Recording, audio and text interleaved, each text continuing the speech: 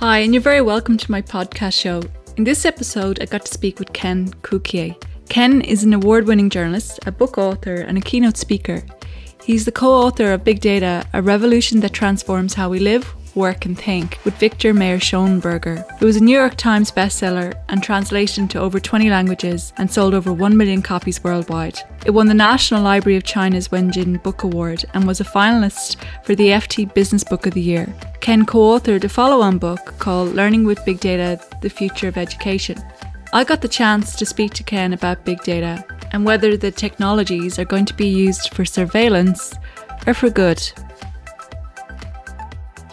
Hi, I'm Kenneth Cukier. I'm a senior editor at The Economist, and I'm the co-author of the book Big Data, a revolution that transforms how we live, work, and think.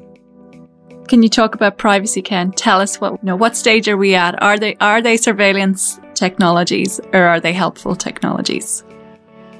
Such a good question, because I think the question of privacy, at least in my mind, is changing considerably because of artificial intelligence, and that's in two different directions. And one direction is well understood, and one direction is absolutely not.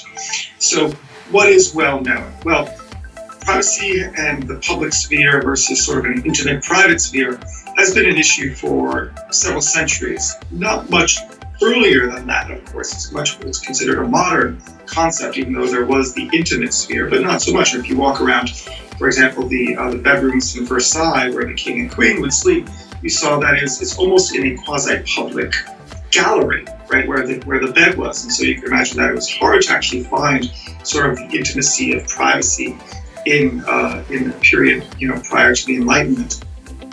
I don't know if there's a link there with the Enlightenment. There probably is, in fact. We could talk a lot more about that. But in our potted history very quickly, of course, privacy became a big thing because of digital technologies. That's when the community that cared about privacy post-World War II and cared about digital technologies sort of merged together, and we created, obviously, the OECD privacy rules that in personal information and the data protection regime that we live with right now. It was largely good, except sort of the internet came around, and first it seemed to be a flagrant violation and abuse of privacy, but for reasons that people didn't really think about from first principles. For the last 20 years, we've had privacy advocates up in arms, breathlessly complaining about behavioral targeting, which frankly, I think another reasonable person, and you can even see in terms of the revealed preference of ordinary web surfers, nobody cared about it, right? It just didn't really matter to people that they were being tracked. Now, what they did care about was that they were being tracked and they were being manipulated, and that information was being misused, the Cambridge Analytica story.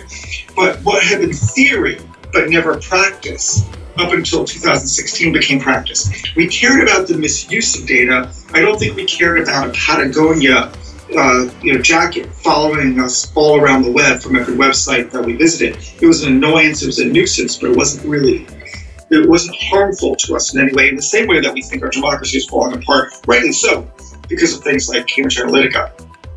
Now AI comes in, and I think the issue swings in two different directions that people haven't really thought a lot about. And this is where my thoughts are going right now.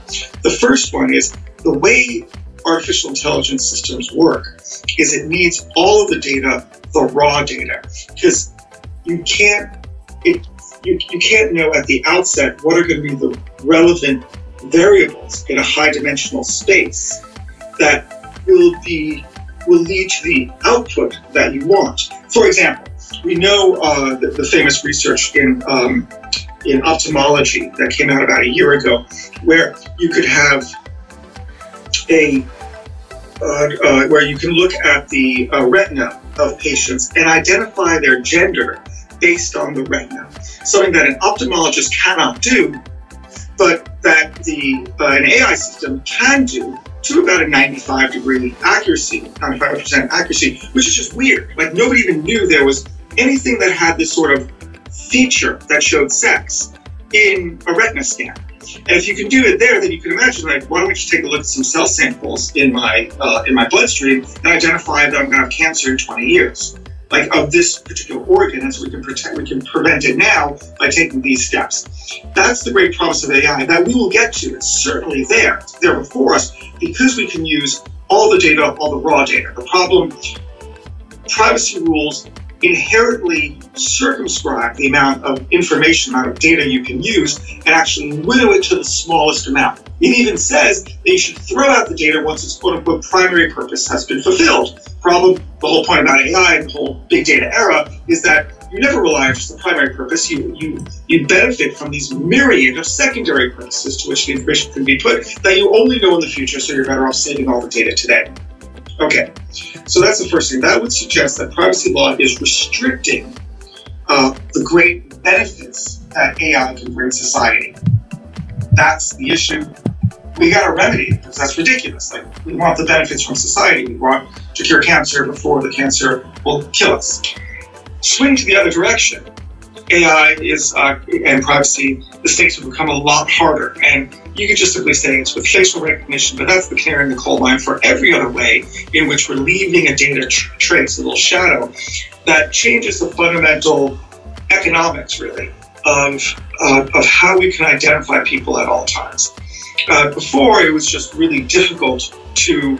There was like a stickiness. There was these. We accepted how the state could sort of surveil us because there were these inherent limitations to what it could do, right? So if you wanted to look at people, you had to either take a photograph. You could have cops who could try to remember the images of people.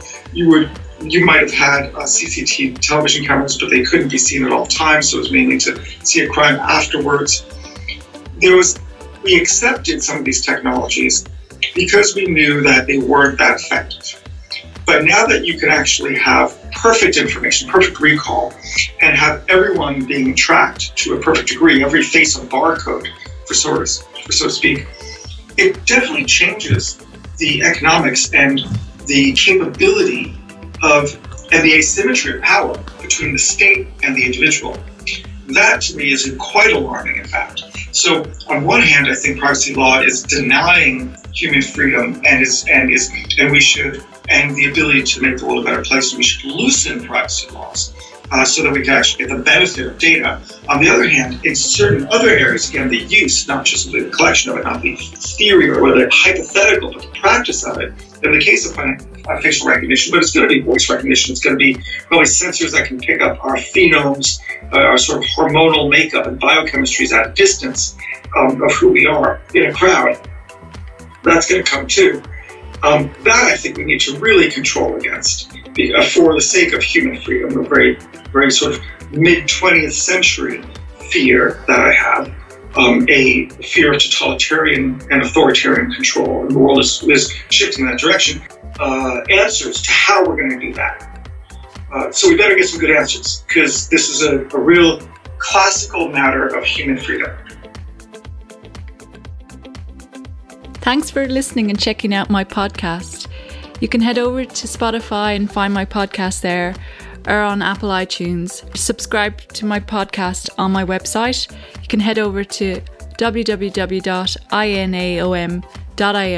for further details.